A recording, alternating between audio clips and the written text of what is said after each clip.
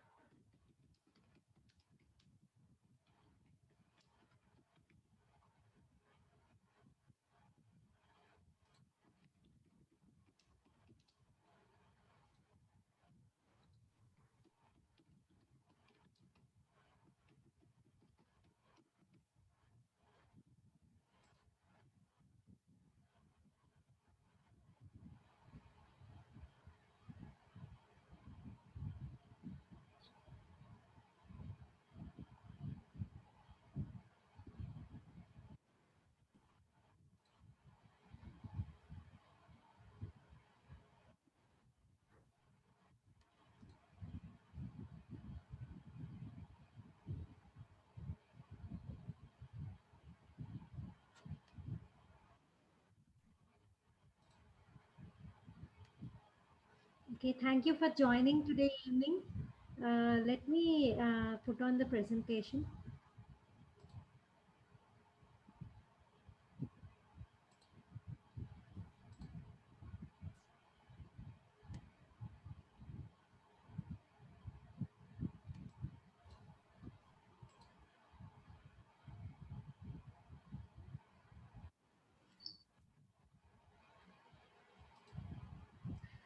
Okay, today we are going to talk about caregiver burnout, and we are going to ask some questions to Ms. Soumya Nigam. She's a counseling psychologist. A brief about Type 1. Type 1 is a volunteer T1 group that works with the principle Type 1s are meant to thrive, not just survive. So, thoughts are children. We believe that early T1 education to children in a fun way can empower them to become independent and make well informed decisions. Most of the children who attend our sessions learn to manage their diabetes with moderate to low carb way without compromising on three Ds: deficiencies, deprivation, and depression. Tart has two WhatsApp groups, two Facebook groups, one Facebook page. One group is for sharing local recipes. One is for sharing talent. So Facebook. Uh, okay, can I request everyone to please mute? Thank you. So Facebook page is dedicated for our live events. If you need any assistance, you can email to type1.thriving@gmail.com.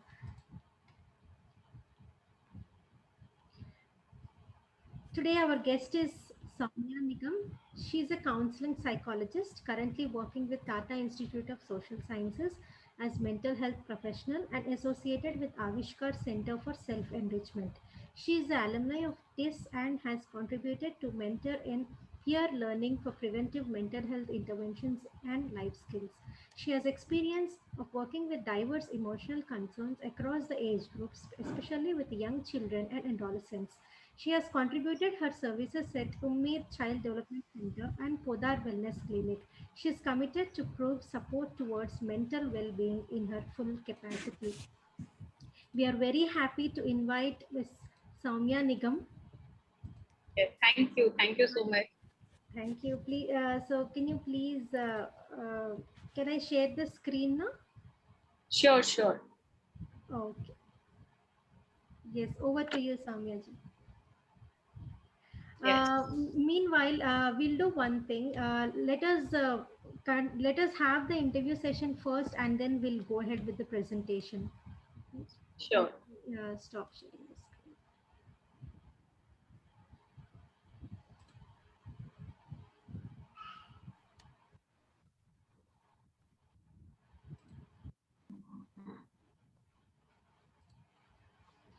Okay, I'm Sirisha Manta, a mother of T1 child, a certified diabetes educator.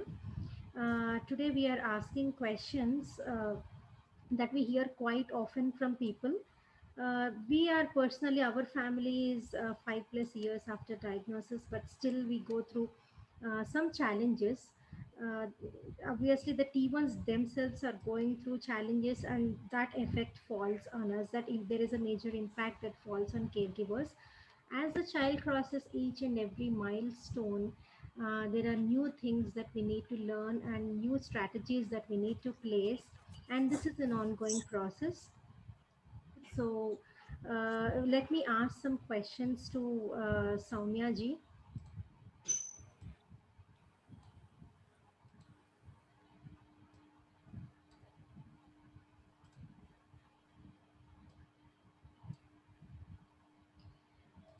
Uh, Soumya ji, do you think it is compulsory to go through the pain to get acceptance? So that every one of us have this major concern: why my child? Yeah. Why me? Why our family? So how do we go past these kind of questions? So this is a very difficult question to be answered. Like, there is no answer. Nobody. I mean, I cannot answer this question that why my child. So I know it is very tough for you to be a caregiver of a child who is diagnosed with diabetes, and it is difficult to handle. It is and it is an, as you said, that it is an ongoing process. Every time, even after many years, every time you have to, with the developmental and different developmental stages, you have to keep on changing your all the management diabetes management. So it is an ongoing journey. And why me is a difficult question for me, because I have no answer towards that. But one thing which I think can be done here is to just be like, allow yourself to experience your feelings, allow yourself to experience irritation, allow yourself to experience frustration, anger, anxiety, sometimes like you blaming also, and guilt. So try to feel it the way it comes. Don't fight with your feelings. The more you will experience your feelings, the more it will be helpful for you. So this is the only thing, and I think this is the only thing which will work over here, like owning your feelings. Okay. So this is a thing that we need to let the feelings come. We need not feel anything bad about it. No, because even your feelings of anger, your feelings of irritation, they are genuine. It's not that without any reason you are experiencing those feelings, Right. and they are yours. So why not own them? Why always fight that I have to be positive? I can't feel angry. I can't feel frustrated. You can feel frustrated, and it is okay to feel that. That's a very, very good answer. Every one of us should keep these things in mind. Especially from the newly diagnosed, they have these feelings quite, the first few months is a very devastating stage. So it is very draining to accommodate new methods, and there is a lot of overwhelming information that people have to learn after the diagnosis. So how to cope up with this, and how also to involve other family members. So I understand that getting flooded with new information is not easy, and that too, along with the need of continuous alertness, it's not easy.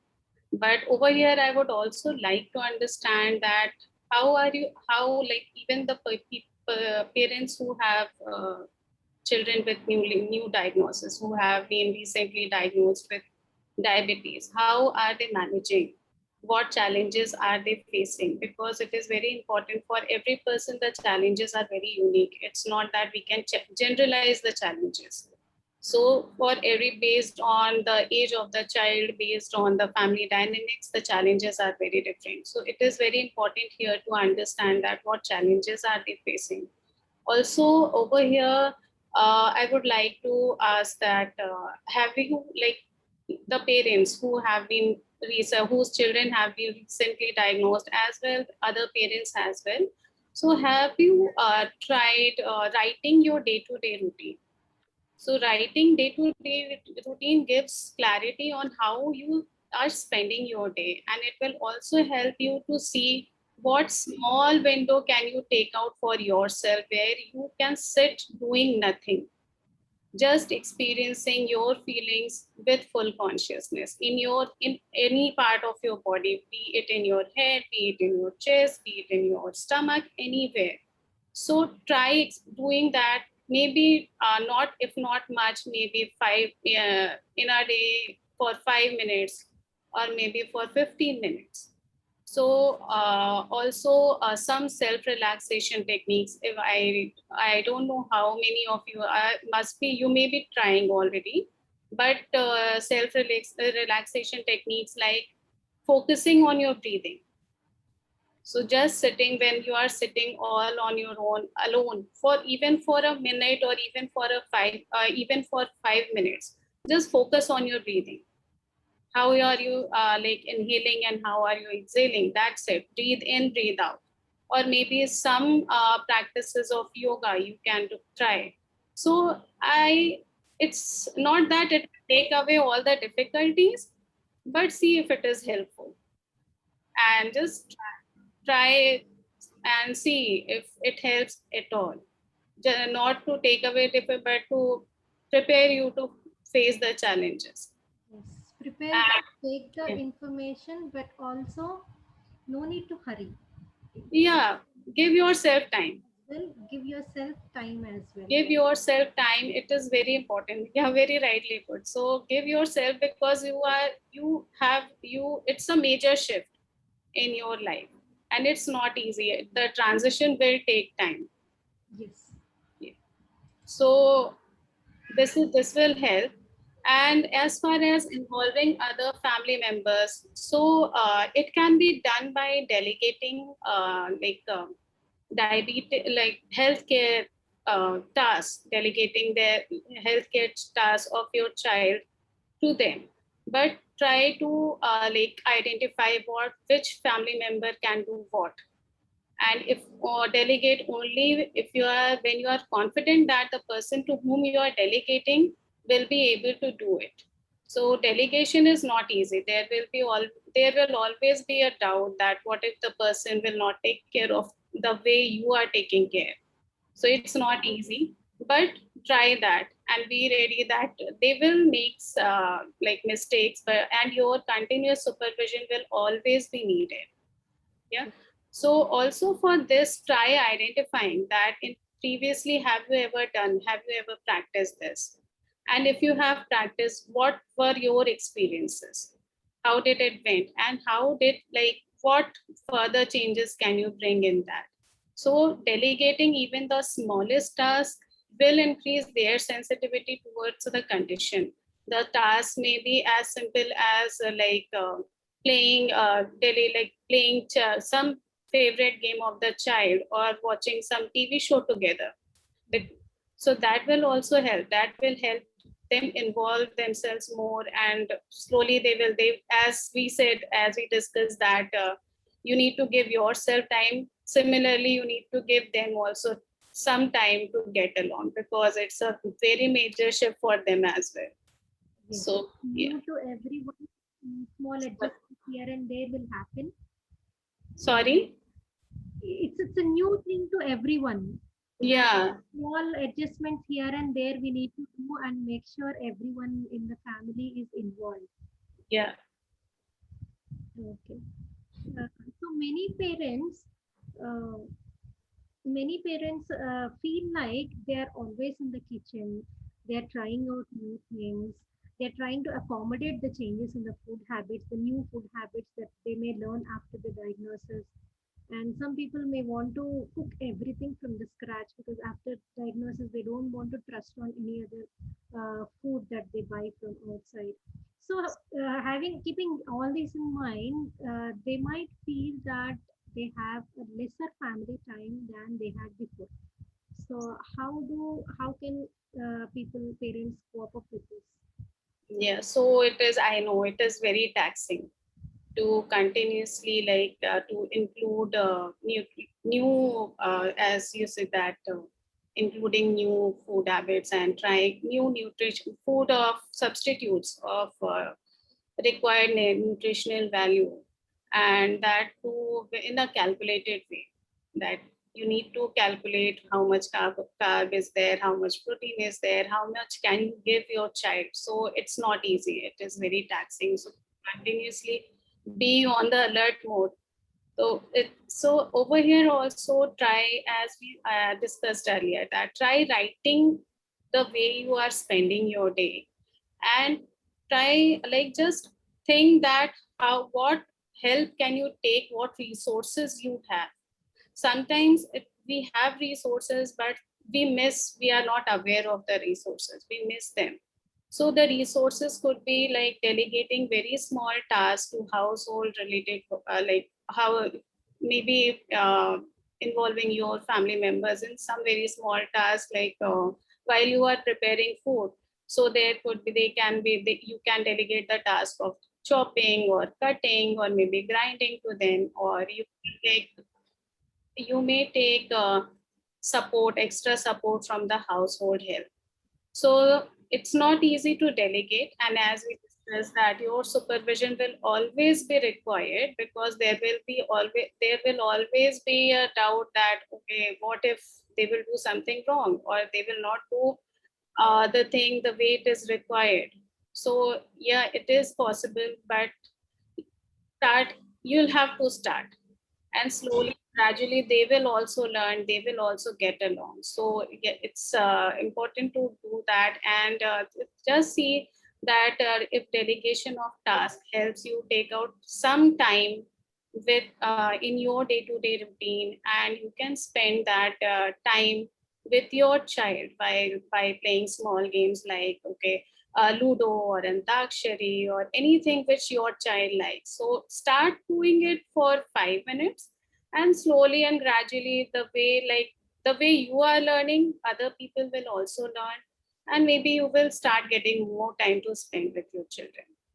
Yes, it's a very good point to involve everyone in the family, because even that can be a family time where if everyone is involved in certain work that is regarding to the child, that is helping the child, then that can also be a small family time. It's a very good point that you have stressed on here. So, another important question is, how do we open up about diagnosis to family and friends? So, some people show sympathy when we tell that our child is diagnosed. Immediately, they say, "Oh my God, such a small child. How the child will cope up?" And they show a lot of sympathy than the actual understanding of the problem, especially in front of the child. If they are talking something like this, then the parents are a bit cautious, they're a bit worried. So how to stop them showing sympathy, or how do you basically open up to people? So be selective, don't share everything at once, and move step by step, slowly and gradually, because you are the person who is doing research, who is taking care of everything. And like opening up is not easy, opening up with others is not easy, and that too making them understand is a very difficult job. It is very difficult to make everyone understand what the condition means and how it is needed to be taken care of. So be very selective, and try to also, as you said, that they instead of complete understanding, they try showing sympathy, which sometimes make you feel different. That even if you are not different, it will make you feel different. And also, once on the one hand it is difficult to share, on the other hand it is also important to share, because now you'll have to manage everything for your child, not only at home but also outside the home as well. So it's important. It's kind of conflictual situation that we have to open and we cannot open completely. So try decide what you want to share at what time and with what person. It is very important. And also, whenever you feel like you are feeling uncomfortable by the way they are talking, or by the way they are showing their concern, if it is not, you feel that it is inappropriate, start practicing boundaries. So boundaries is very important for a very important and a very significant step towards self-care. So by practicing boundaries over here, I mean to say that let them know that what do you like, what you don't like, what do you want to do, and what you will not do. So it is not easy. People will not feel comfortable, but and maybe you have not started practicing your boundaries. But this is the time that you'll have to start. You'll have to be assertive. You'll have to be firm while putting your points in front of them, because you are the only person who knows what your child needs and what you need as a caregiver. It's not easy to handle everything, and along with that, like handling sympathy from the others also. Yes. So practicing boundaries is very important. And at any point of time, if you feel if you experience discomfort around some people, speak it out, be verbal. You serve as a model to your child. When your child will see that you are taking care of yourself and you are expressing your likes and dislikes openly, the child will also start doing that. Yes. Also, the same similar to what I had unwarranted suggestions. Not some people don't show sympathy, but they assume that they know everything and they give unwarranted suggestions like, why don't Yeah. you try this? Why don't you try that? Have you? If you go there, everything will be all right. That kind of suggestions also come. As you said, boundaries is one thing. Is there anything that we can do here? Sorry, I can't hear Sirish. I'm so sorry. Okay, along with that, there are some people who give unwarranted suggestions, saying, "Are you able to hear me?" Yeah, yeah, now I can hear you. Yeah, unwarranted suggestions saying, follow this or follow that, go to that person, they will cure it.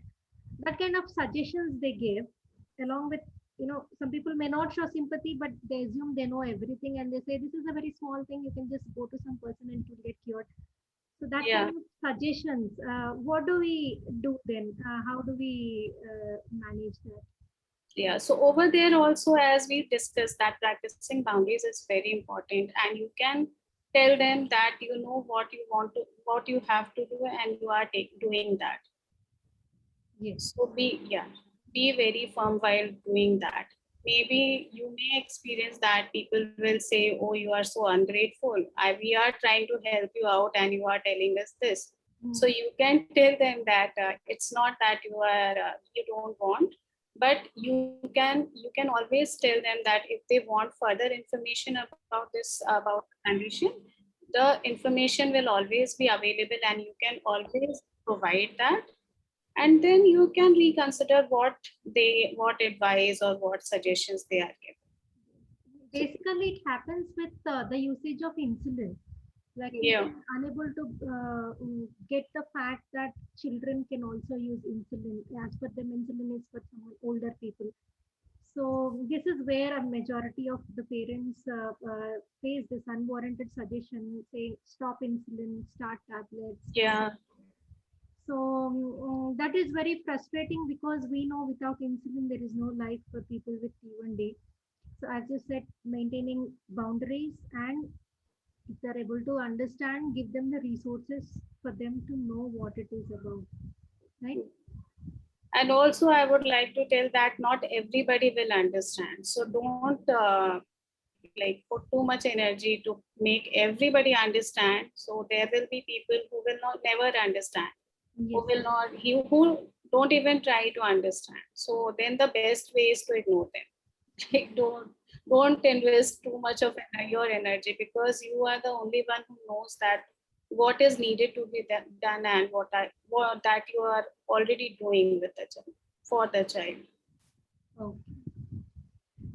So let's see this. There is one more concern that a few years after diagnosis, some children may not be as strict as they were during the initial days of diagnosis. In the starting days, they do very well. They follow everything. They know Yeah. everything. They follow the timetable and all.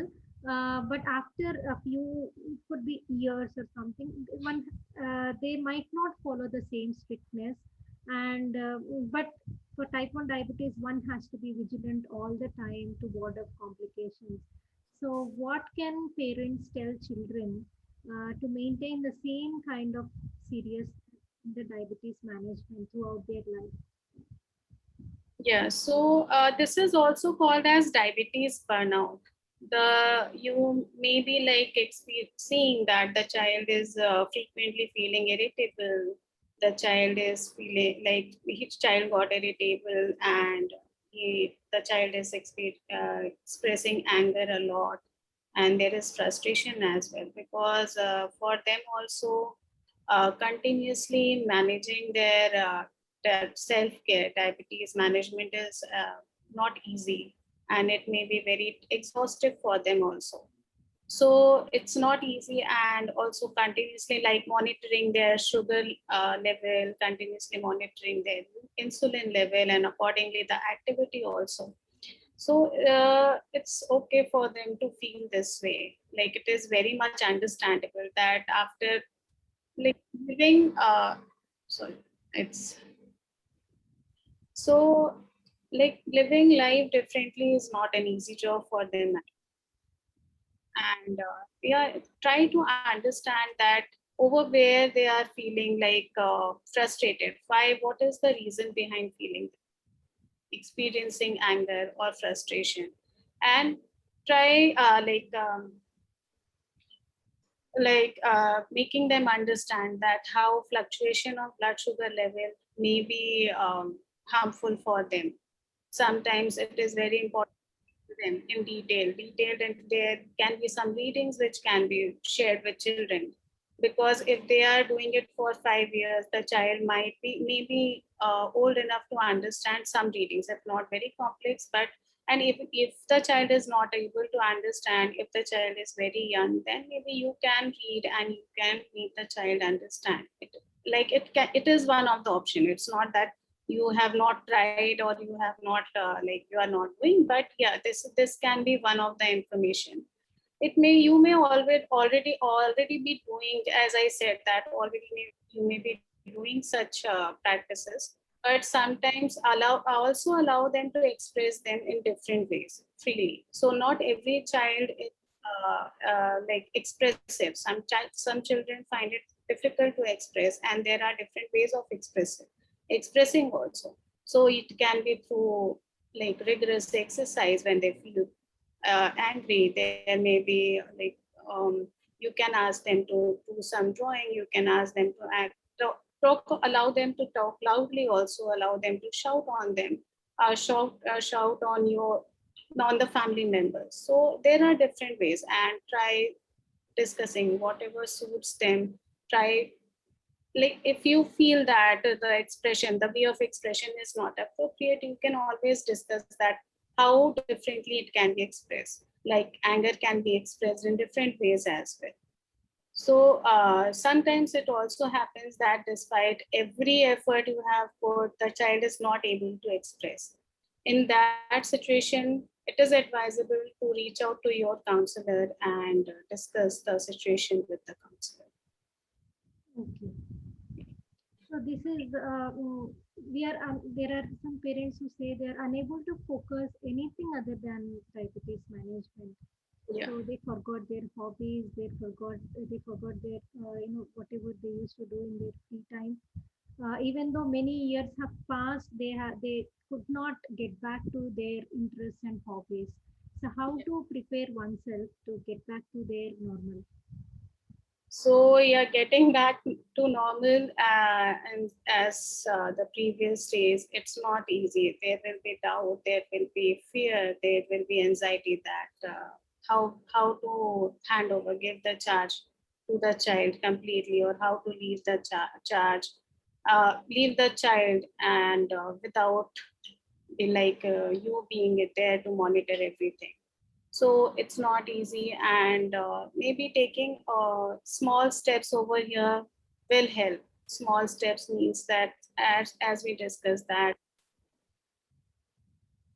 sorry, I got distracted. Sorry, Yeah, yeah, there are still people joining in. I'm admitting them.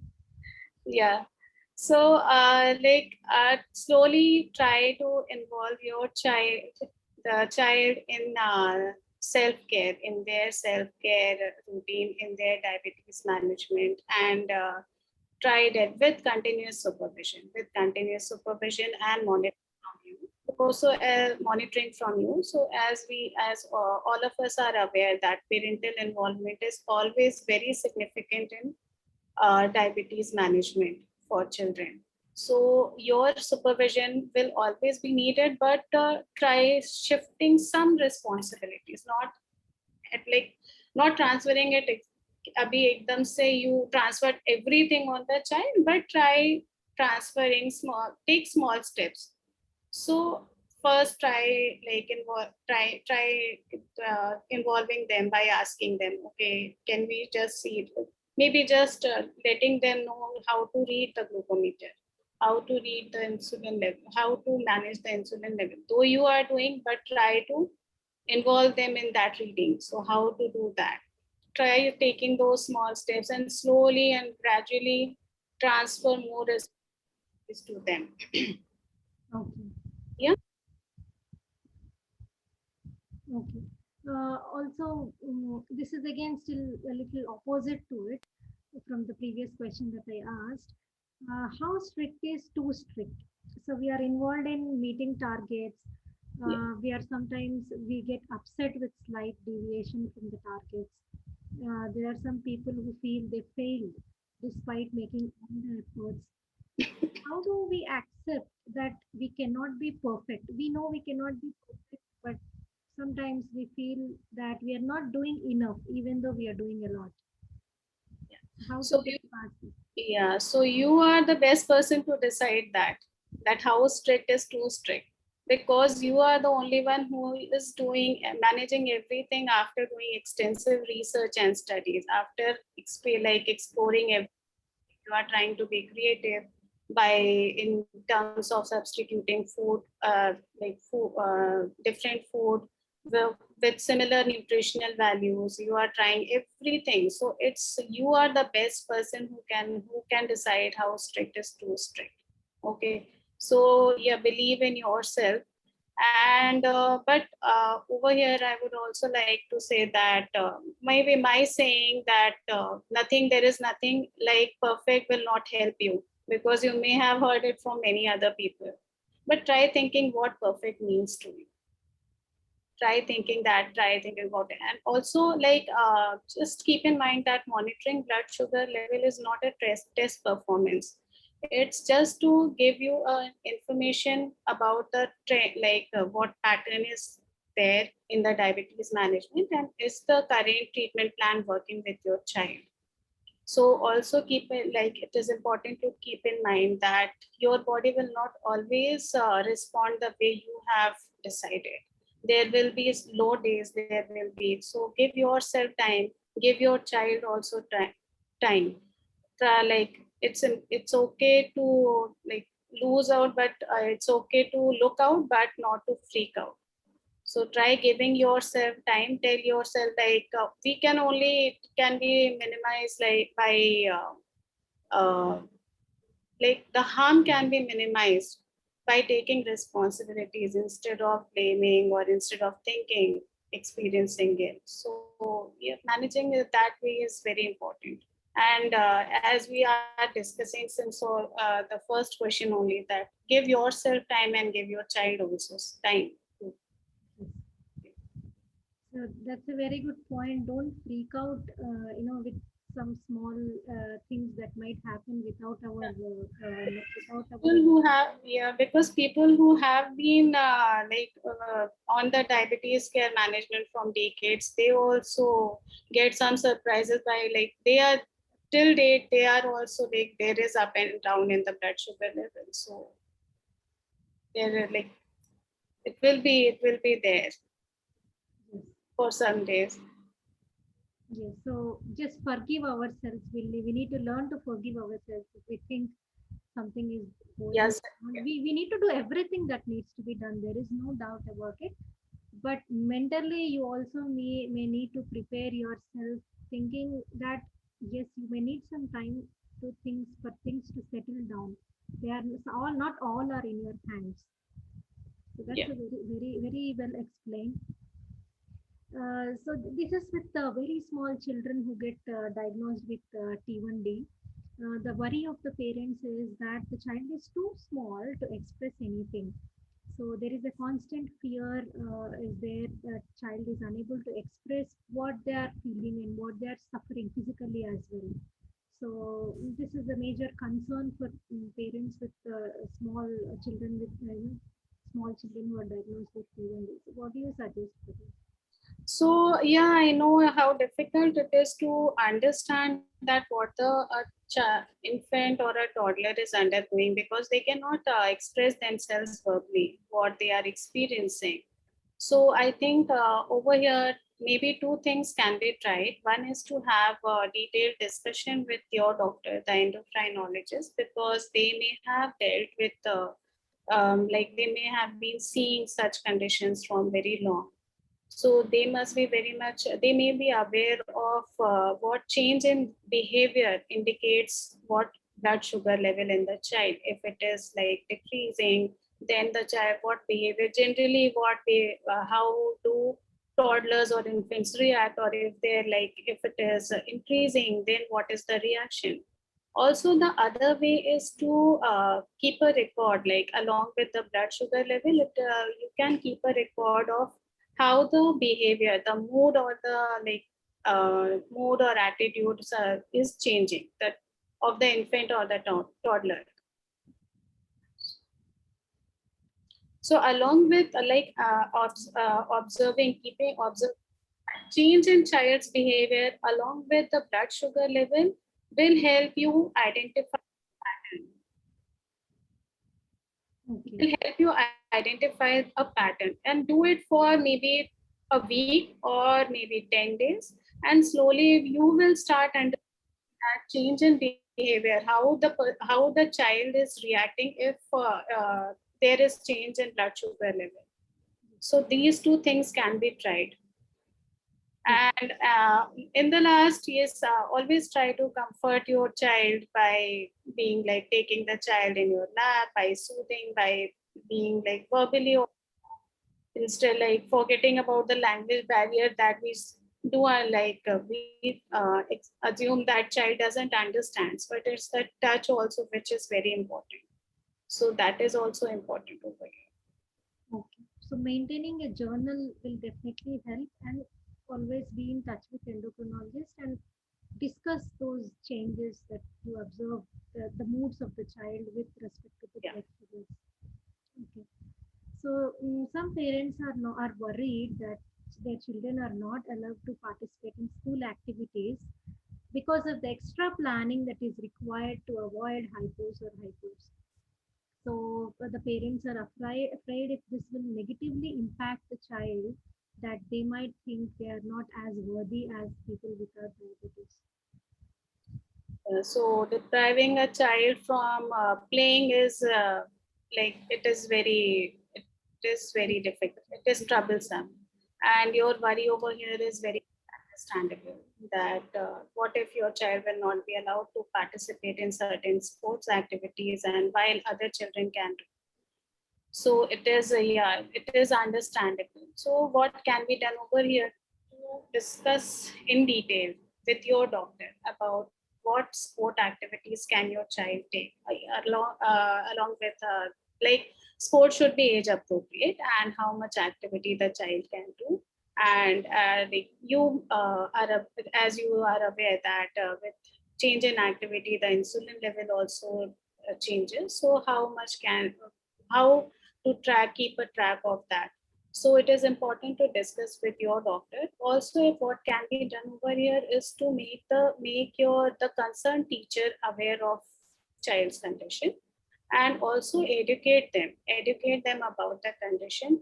Try talking with the school health staff, where you can discuss in detail, where you can discuss in detail about the child's health condition, and also try to inform them about, try to educate them about how to administer some medicines in case of emergency. Suppose you are not in the school with your child. So how can they administer some of the medicines in case of emergency? Also, I think preparing an emergency kit with supplies of extra supplies of necessary medicines like glucose tablets or some hard candies or some injection in case of hypoglycemia, experience of hypoglycemia, some other medicines, etc. can be done. The kit can either be given to the child always, like the child carrying it in the child in his or her bag, or it can be kept with the school's administration or their health staff. So it's not that a child diagnosed with diabetes cannot participate in sports activities. The child can participate in almost all the activities as any other child, but there is a need of continuous support and monitoring. So that may help over here. Yeah. We need to sort out with the school and the coach who is. Sorry? We need to sort out this thing with the school and the coach who is training. We may need to explain to them that this is the only thing that is to be managed. Otherwise, they can do everything as an understanding. Also, the other question in this was the experience of worthlessness. What if the child is that? So always understand where this feeling is coming from in the child. Is it only because of inability to participate in, or are there other associated factors as well? So before addressing them, try understand that what the child is actually feeling bad about, and also try exploring that what other activities the child is interested in, and encourage the child to participate in those activities as well. So the more you will explore, the more they will also try to explain themselves, and the more it will be understandable that the feeling of worthlessness, where is it coming from, and then accordingly it will be it can be addressed. Yes, sometimes it's from peers as well, from other students. Yeah. They might be giving some hints to the children with diabetes, saying you are unable to do as much as I can do. This kind of things are quite common in the schools. So Yeah. maybe from there the children might be getting this feeling of worthlessness and not being able to move, do things as far with them. But I think again, talking to the school and how to even empowering the child as well might work here. Also, try to provide your number, your doctor's number, one of your neighbor's number, one of your friend's number, where they can reach out in case of emergency. Yes. So that is also very important to be like make them aware of the, like provide those numbers. That is also very important. Okay. So this is about teen kids. Yeah. Some teen kids want to take up everything with respect to diabetes management, but the parents are worried that they might make mistakes. Hmm. How much can we give to them? So, as discussed earlier, also, as I said, that you are the best person to decide that, because you are not only handling your child's concerns or your child's needs as based on from clinical perspective, but also from the perspective of a loving parent. So it's you only who can decide. And over here, like doubt or fear of their making mistake is very much understandable. So kids will make mistakes. Be ready to face that. It's not that the kids will not make mistakes. They will do that. It will be difficult for them, but it will be very, very tough for you and very challenging for you.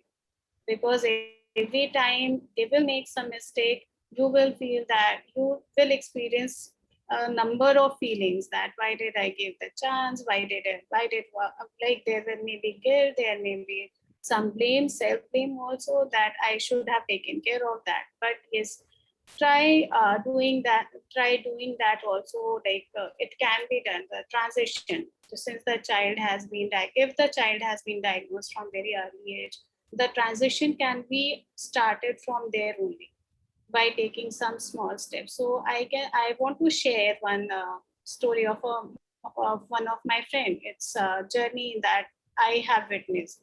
Her child was diagnosed with diabetes when the child was 3 years old, and now she is about to enter her teens. So it's been 10 years now. And what she did is that since the day the child was diagnosed, she started involving the child in her self-care management. So this helped the child to understand little things like the importance of taking care. Like it helped her to understand little things that she can do for herself, involving herself, and also it helped her to understand why is it important to take care of herself in terms of managing the diabetes by managing like the food intake or taking food in a calculated way or adjusting activities, etc. Involving child at very early stage over here will help. So, and also it is important to like allow the child to make mistakes, because making mistakes is unavoidable. The child will make mistakes, but it is always important that how do you respond to to the mistakes, how what your response is towards the mistakes. So children do understand that what parents experience. They understand the more you will be fearful, the more they will become doubtful towards them, towards they will start losing their confidence. So it is very important to respond. How do you respond towards their mistakes? It is, yeah, you will get angry when they will make mistake, and it's okay to get angry. But it is always important to make them understand that, explain the reason behind your anger. Why did you get angry? What was the reason? And children do understand. They do understand. Okay. So yes, it's a very good point. How do you respond to the mistakes? It decides whether the child wants to go ahead with confidence or the child doesn't want to take it up. Based on your response, based on your encouragement, it will happen. That's a very good thing. And some parents are afraid that they may not do well in the out of away from the home setup. So the children ask for teenagers, they ask for sleepovers, they ask that they would go to their friends for higher studies. We don't want them to be different, so parents all, obviously they are in a dilemma whether they would want to send them or not. Is that is this getting afraid? Is this normal? How to get over it? Yeah, and being fearful in such situation is very helpful. It is very important to be fearful, because your fear keeps you alert. It provides, like makes you prepare. You use for any anticipated threat or any anticipated harm. So it is important sometimes to experience fear as well. And in the situation of, like, there are two conditions. One is sleepover, and I think the other one you asked about sending children for Higher studies as well. higher studies.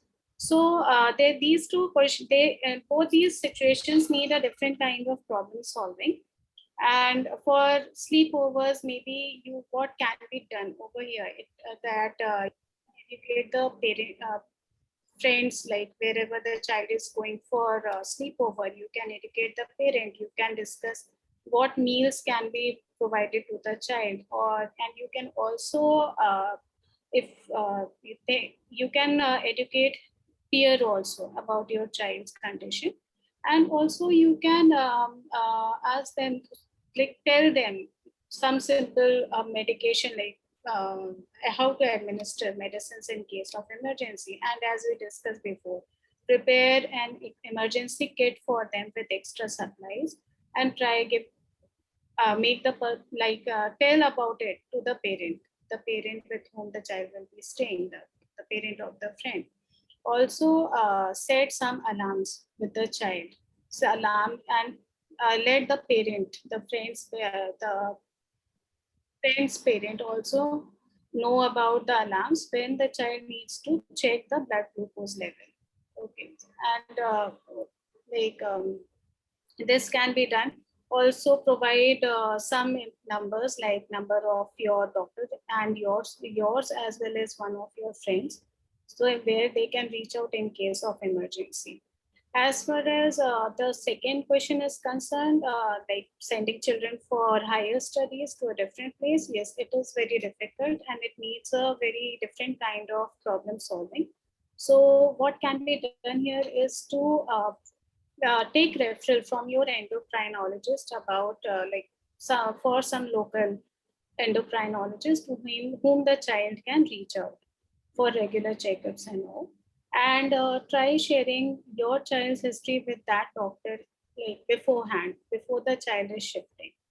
Also since now you have been practicing transition, you have been involving your child in the self care and diabetes care routine. You are getting well along with your child, so you can prepare a checklist. You can prepare a checklist with your child, like, and practice it with the child for substantial time, so that they also get some time to get along with what needs to be done when they are alone. And the child may also be fearful. The child may also feel anxiety. So try doing this. Try introducing some basic cooking skills along with the ingredients. What ingredients are you using in the preparing some dishes? So, and the other thing which can be done here is to find a local support group as well. So local support group will help you in many ways in terms of finding food joints where the child can get meal based on his or her child. It will also help you to find a see if any other child from the same college is having a condition, is in the similar condition. Also over here also encourage your child to keep some keep available. There should be some extra supplies of medicines, so that is very important. Checklist may also include setting up alarms. When are they supposed to check their glucose level? Also always tell your child that you are there for them to fall back whenever they need, and you all love them. So yeah, you will serve as the foundation for them to fly high. Yes. So there is also this social stigma, right? Even when they go for higher studies, there is some kind of social stigma as an adult or as a child, as a family. Given that majority of the people are ignorant about this condition, most of the people are ignorant about autoimmune conditions. So the children suddenly they might also have to face this social stigma. So how to overcome that? Yeah, so overcoming any type of stigma is a tough fight, and it is prolonged. It will there may be a chance that you may never win this fight. So it is very tough, but creating awareness is the first towards making people sensitive towards the condition. So anytime at any point of time, your open discussion about the condition conveys your acceptance towards the condition, and that too in front of your child. So once you are you are discussing about this condition with others in a very open way, it is conveying that you have accepted this condition. And once you have started practicing this, there is no need to educate, because it is not possible to educate everyone. All the moment you have conveyed to your child that you have you have accepted the condition, the child will start taking care of himself or herself. Also, I would like to share over here one incident from my personal, my personal experience. So my child was very short in height, and his peers and people around me, they always used to make fun of him. And as any other parent will worry, even I was very worried that why his height is not increasing, why he is not gaining height. And he is like every year, he was the only one who stayed at the same height, and other his peers were growing fast. So I used to scold him. I used to tell him to include exercise in his routine, to increase his diet intake.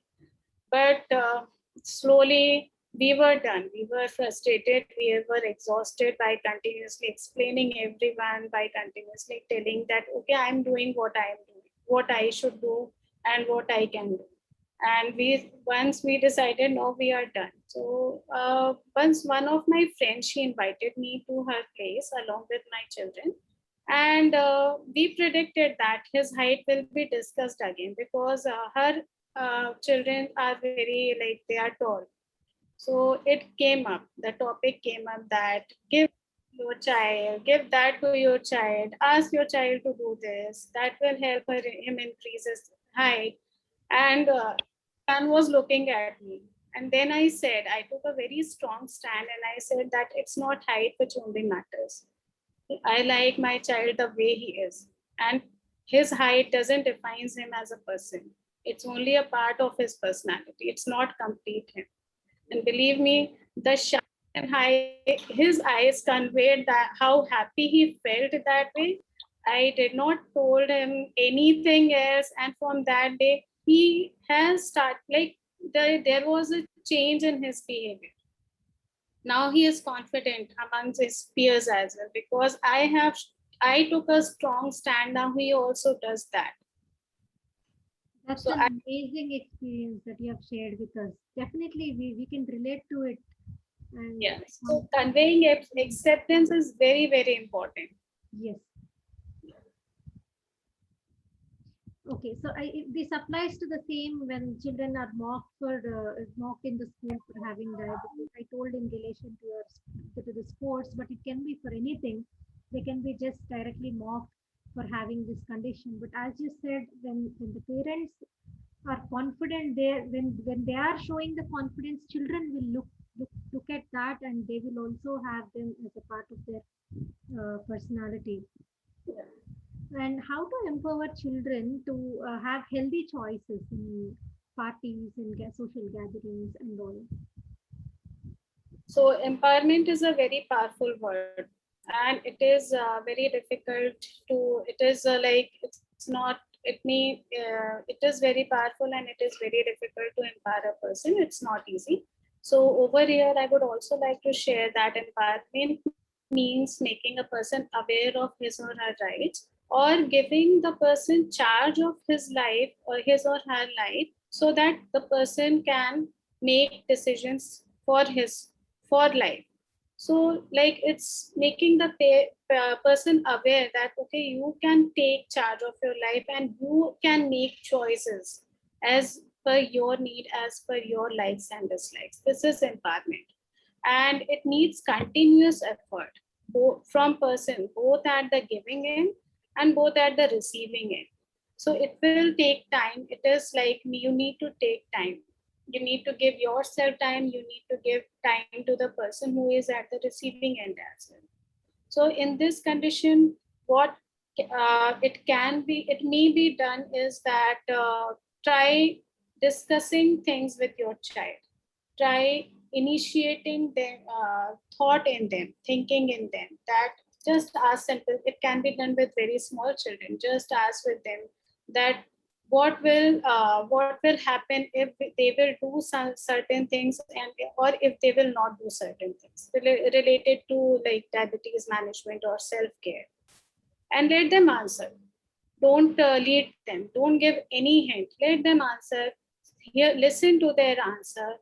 Appreciate them. Reinforce them that you are proud of their understanding, and then add yours. Add yours with explanation, that why do you want to add? Why is it important to add? give that explanation. The other thing is to appreciate, like even if the child is taking care, even if the child is practicing a tiniest act of self-care, appreciate the child and be verbal, speak it out. Sometimes we assume that the child will understand that, okay, I'm a parent, I'm taking care, I love the child, and the child will understand without my saying that. But no, anything which is verbalized is very, very important, and it's very powerful. When you verbalize your feelings, when you verbalize your experiences, it is very impactful. So appreciate your child by those saying simple things like, okay, I'm proud of you that you did this thing, and I feel very relaxed that you did this today. And when you are doing this, when you are appreciating, try providing explanation behind that, that if you felt relaxed, why did you felt relaxed? Discuss it with them in length. Talk in length. The more you will talk, the more they will feel, the more they will express, and the more they will feel motivated, and they will take care of themselves. So these two things can be, in this situation, this can be done with children. And children do respond, they do respond when parents talk to them, and then when they take, and when like sometimes we are not in the state of listening, tell your child that, okay, I'm not listening, I'm not listening to you right now, can we discuss this later? So be very honest with the child, be very clear. This will help in empowerment. Okay. So one concern is that we are putting a lot of our focus onto the T1 child and Sorry. not much. We are putting a lot of focus on the T1 child and not much on their siblings. Yeah. So how to have a balance here? Yeah. So Particularly when the T1 child is older, then it's fine. But when the T1 child is younger, then even more interest, even more the demands. The child demands a lot of time, and the other person might not feel that they've been given enough importance. yeah, I know this is very difficult balancing over here, even if the like having two children in hand makes a parent referee. Like every time the child will say that you do love me, you do love my sibling more than me, you did not do this according to me, and all this. So, and in this condition, it becomes way more difficult because without any intent, like you are needed to put more you are needed to put more attention, give more attention to the child.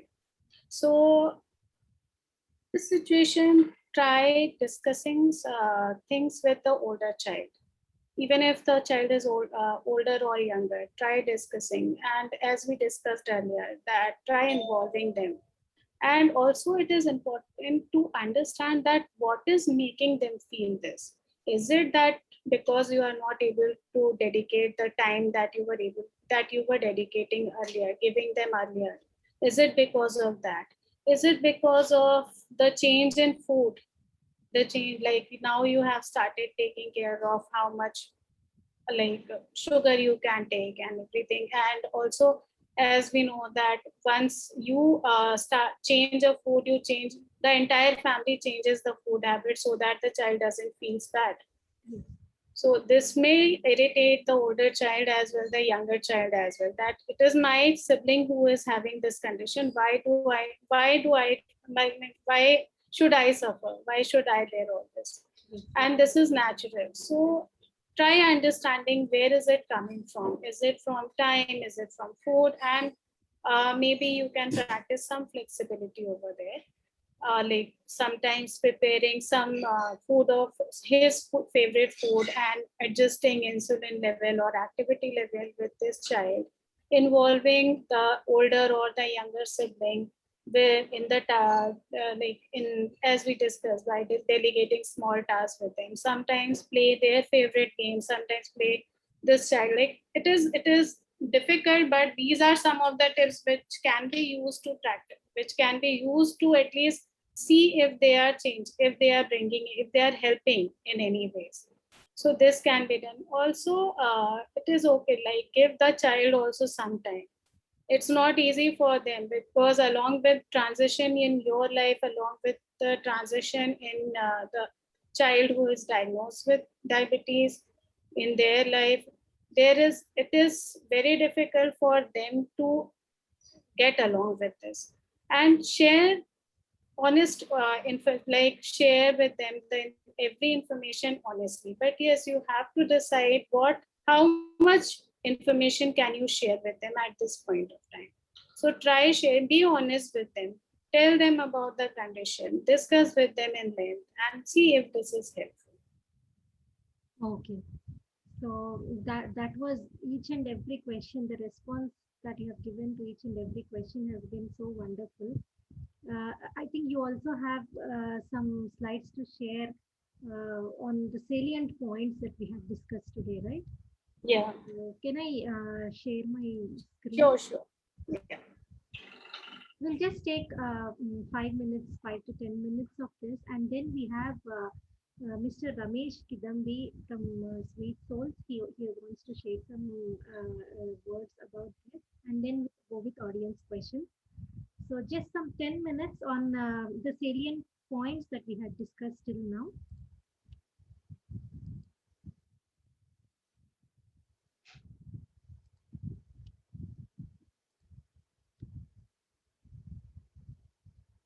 Okay, yeah, over to you, Samya. Are you able to, everyone is able to see the screen, right?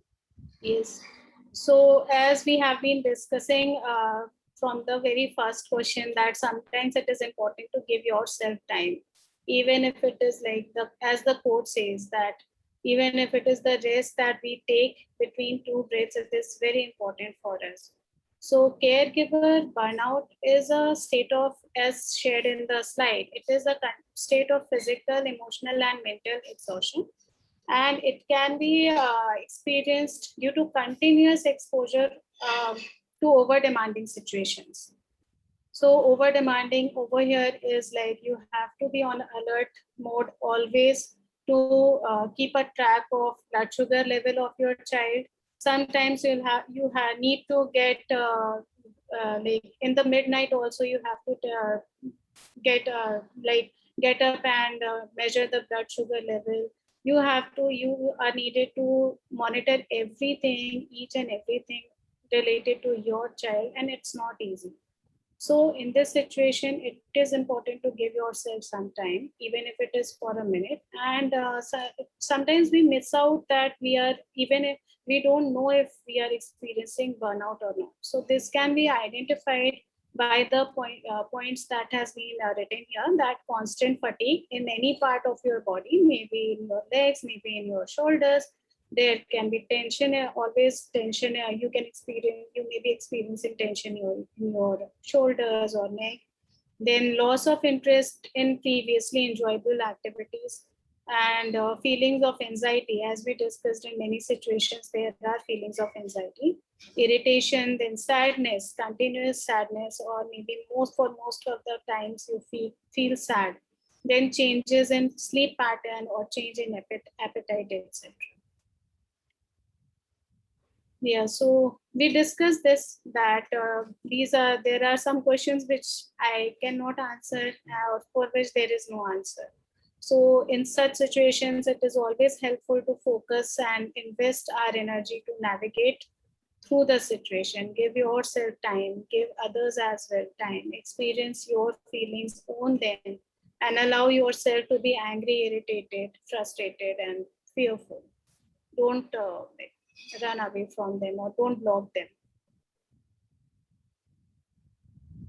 So self-care, as we discussed, that you may already be doing that. Many of the parents must be practicing that. Some self-care techniques you can get a lot on Google if you will search, but try finding out what suits you. For some, it may be deep breathing. For some, it may be arts. For some, it may be yoga. For some, it may be exercising.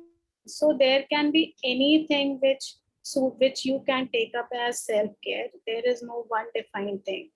And also, as we discussed, that yes, delegation and involving other family members under your supervision will help you by giving you some time as a breather. Then practicing boundaries is very important, and yes, time with spending some time with your children by giving like playing games for with choice can be done. So yes, slowly introduce your hobbies in your new routine and try involving your children as per their age and understanding. So practice self-compassion, as Sirisha ji also shared that you have to be kind towards yourself.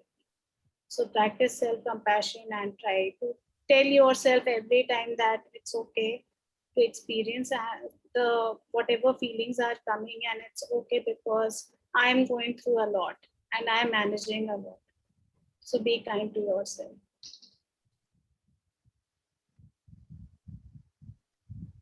This we have already like discussed that how to manage toddler or infant their diabetes. So as we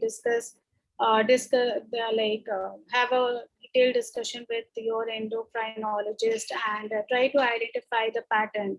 Like whenever there are slight change in behavior or mood, and there is a change in blood sugar level.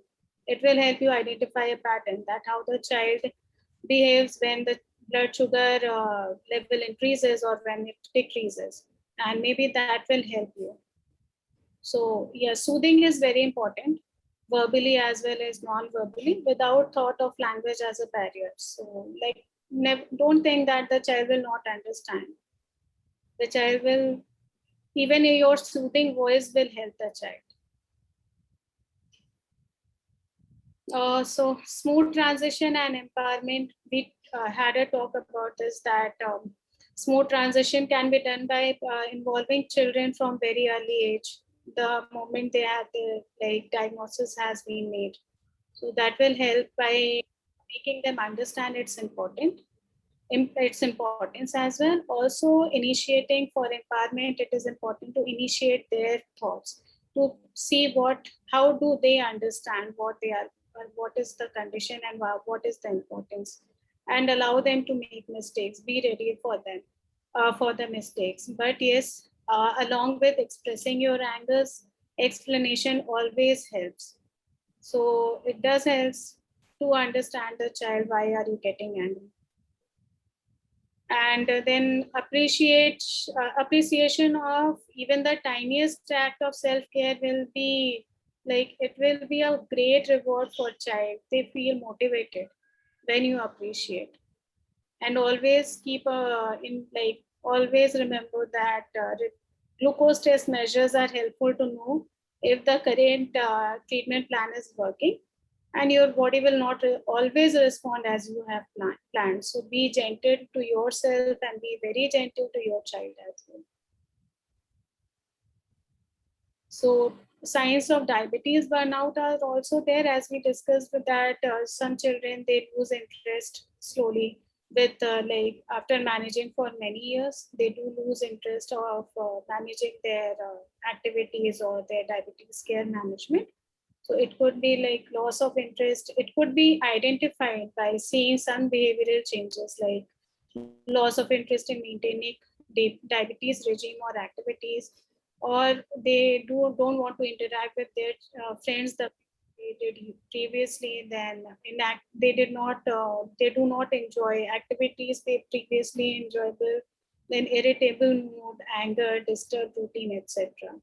So taking care is that even in like if there is a slightest sign of any such change in behavior, encourage your child to identify it and encourage your child to express, and always it is advisable to reach out to your counselor to like if it is getting difficult to manage. So creating awareness, as we discussed, it can be done by educating the school staff, the health staff, healthcare staff, and the children as well as the teachers.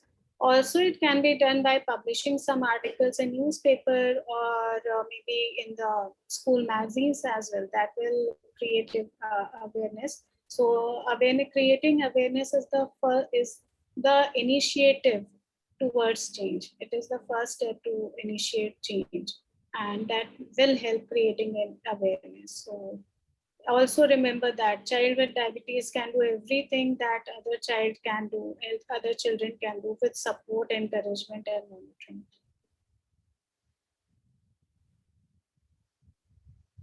So this is a quote from Nick Jonas.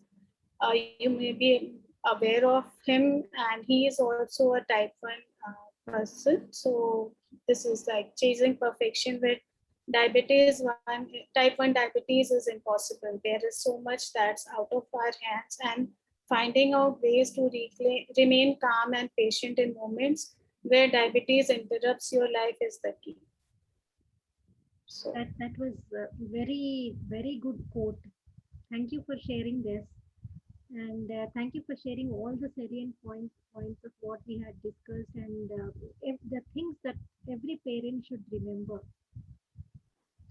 So currently, I'm stopping the sharing of screen, and I'm going to.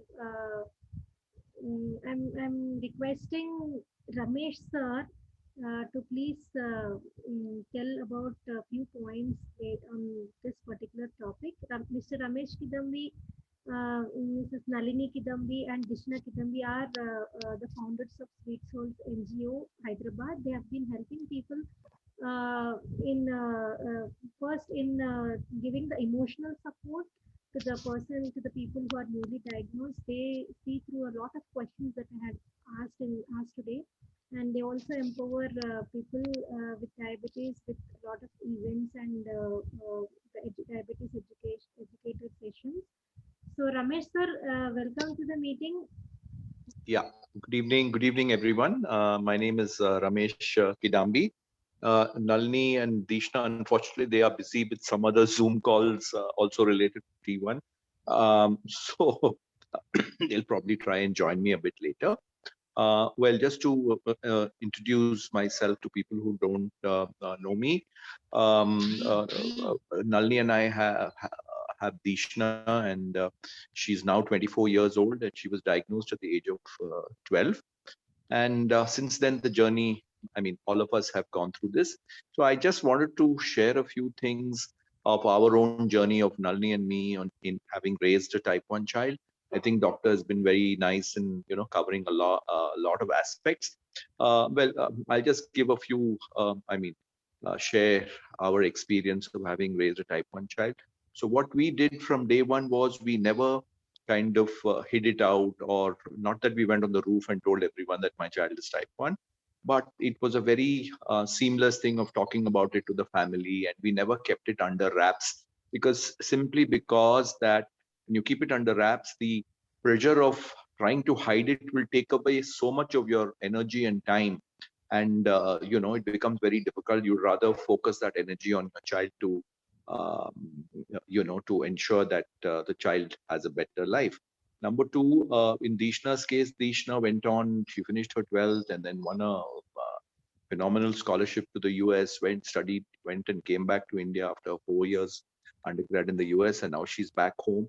So trust me, T1 kids can do everything, and don't ever feel at any moment in time what is going to happen. Your child, let me give you assurance that your child will be very, very normal and will grow up to be just as smart as any other child. That's a promise. But yes, parents' involvement is very, very essential, and which all of us are doing. Now, essentially, I find that even in my house, it was Nalini who took the burden of managing T1 most of the time. But as a male part, I would only request all fathers in the group, please don't interfere, because you are not there most of the time, and it's like, so sometimes I see fathers coming and putting their two-bit saying, why did you this? Why did the sugar go up? Sugar going up is not in anyone's hand. It's not only the food. When a growing child during adolescence, it is they go through puberty. They go, I mean, for girls and for boys. So the blood sugar rise because of food is one aspect, but blood sugar rise happens also because of growth hormones. There are multiple factors. So this thing of, when your child sugars goes up, first, what did you do? What did you eat? Try and I know we all do it, but try and change that habit, because what is rather needed at that moment is time, is proper introspection, and to see how blood sugars come back to normal. So don't beat yourself up and say if something goes wrong.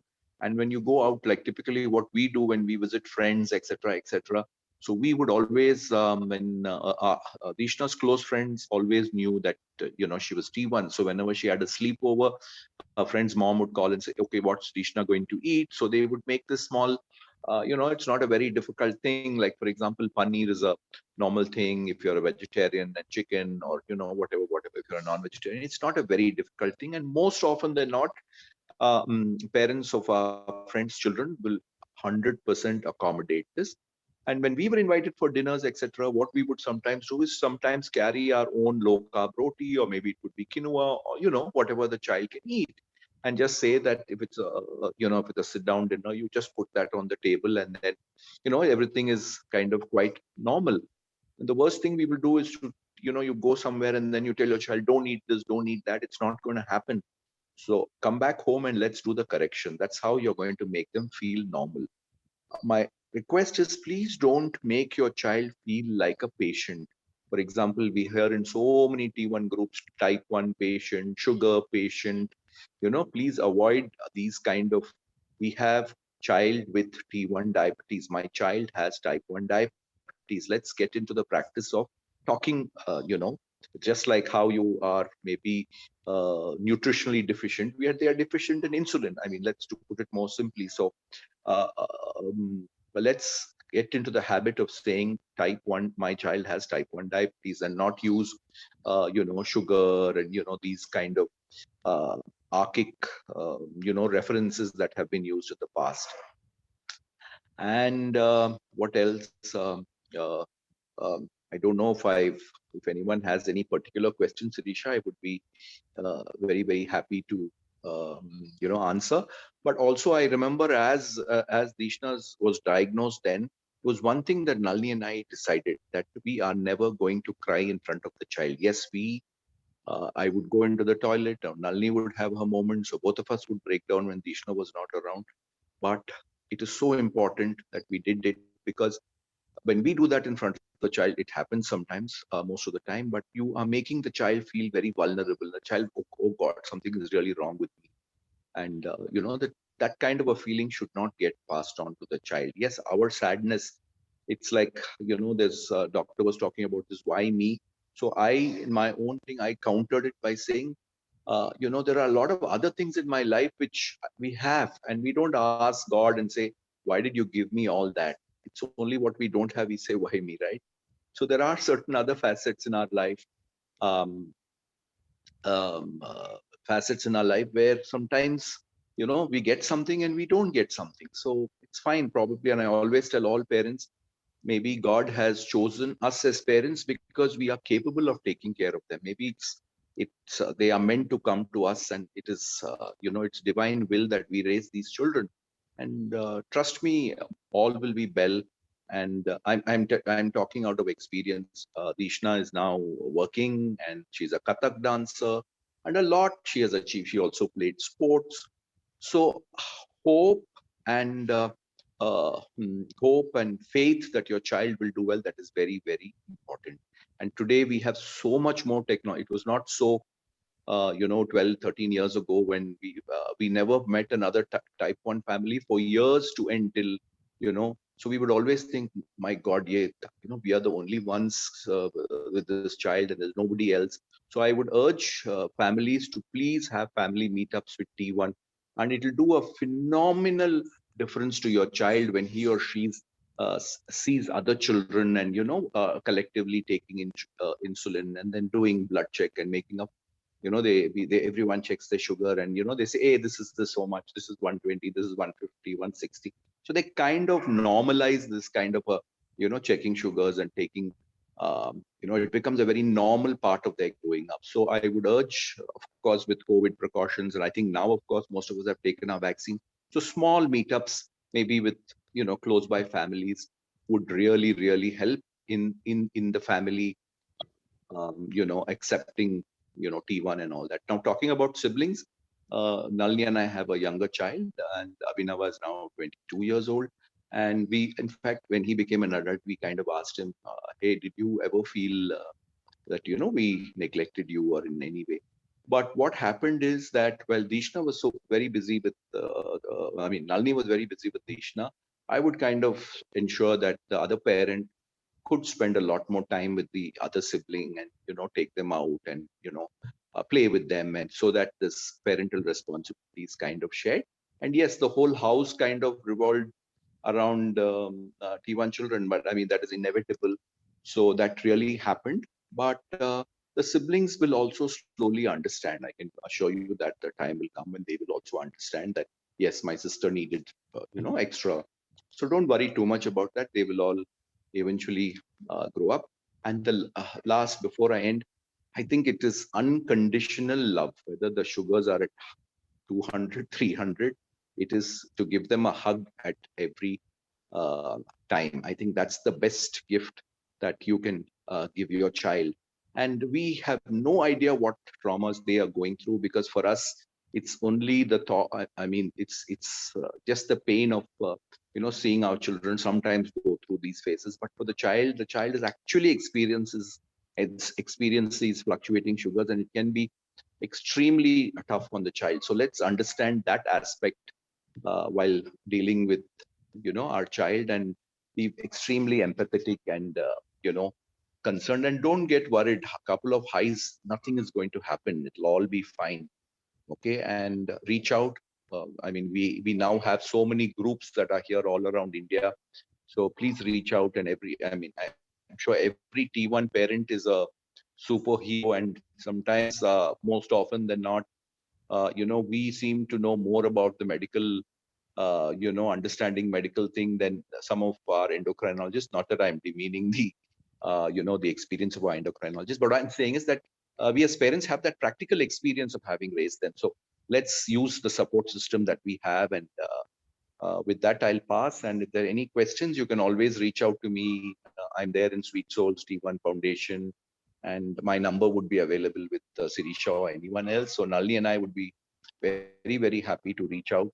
And in fact, I've been wanting to start a group of fathers of T1, because I think that's important, because their emotions are they go through something very different, and they can actually be huge support systems.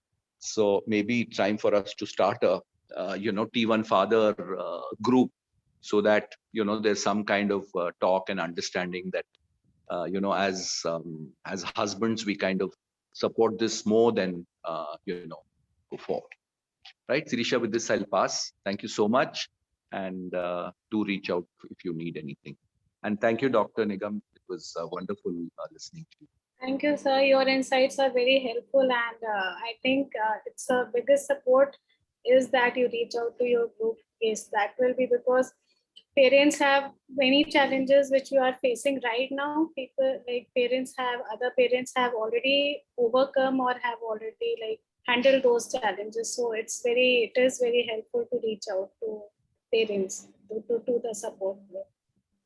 Thank you so much, sir, for sharing your experience and everything, because this gives us a lot of hope. This gives the newly diagnosed also a lot of hope, and it's a wonderful idea to start a group for fathers and how they can make the support system even more strong. And whatever you have shared there, like all the points that we all need to remember at different stages of our children are very small now, like 5 years, 10 years, something like that. And then you have seen this T1 all through this more than 20 plus years. And thank you for sharing your wonderful experience over here. Soumya ji, there is one question in the chat which I would want to ask you. The question was, how can we reveal to the child that type 1 diabetes cannot be cured? She's 10 years old and is wanting a cure. Yeah, as we discussed that sometimes you need to be honest, and as sir also shared that you can share things with your child, but yes, it is important to decide how much information do you want to share. So don't do it all of sudden, because it may come as a shock for the child, and maybe there may be some emotional response to that. But yes, start sharing with your child slowly and gradually, and also like discuss with other parents as well, how did they manage to that, like how did their children responded when they shared, and their experiences will help you a lot. Okay.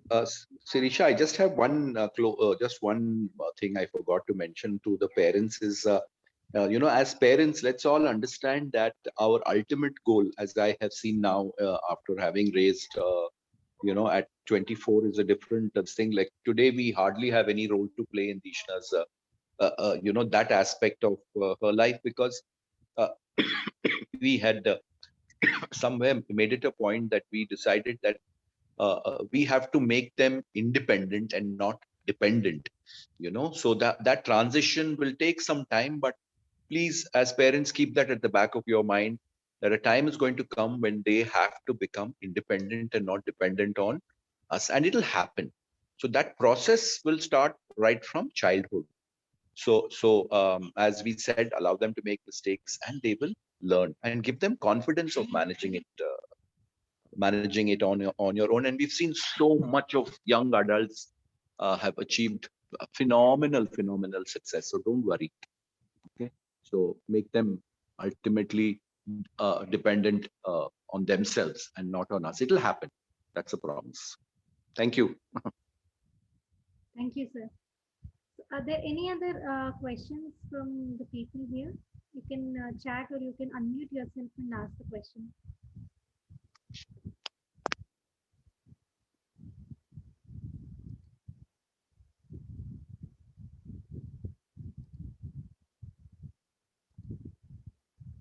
Okay, I think there are no questions as of now, but in case you have any questions, you can post to us. We can send them over to Soumya ji, and we can have the answers. Um, Let me share my screen about the few things that we wanted to share. Yes, Soumya ji is available on in this contact, and this is her email. You may get in touch with her in case you need any assistance.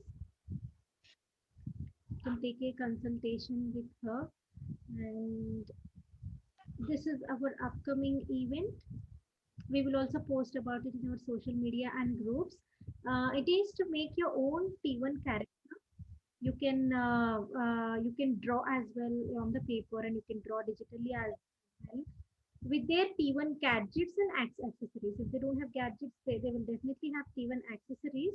So you need to keep them ready by August 8th. On August 8th, we are going to have an event. In the event, you need to show it and talk to us about a minute. If there are very small children, then they can just do the pretend acting as if they're checking the blood sugars, taking shots, or eating healthy food and all. So you need to talk about what you have done. You can use the toys that you already have, or you can draw, or you can do anything as such. You can talk about the superpowers they have in the fictional world. You can also talk about your superpowers. So let us also have a small discussion on what are super good habits of super T1s. So this is totally kids event. So we're requesting parents here to encourage kids to participate in this, and we'll share more details about it in our August event. So, and thank you so much, Soumya ji, for answering each and every question very patiently. And it was very encouraging for us to try the different strategies that you have told people to follow in different situations. Thank you so much for coming to the event and answering our questions. Thank you for giving me this opportunity to be with you, and thank you all of us to listening to me. So I enjoyed the session, and it was learning for me as well. great, like a very significant learning for me. So thank you for the opportunity. Thank you. Thank you so much. Thank you so much, everyone, for joining and staying. And and also people who have missed it, they can see the live. The live is going on. Thank you. Have a great day. Bye. Thank you. Bye. Bye.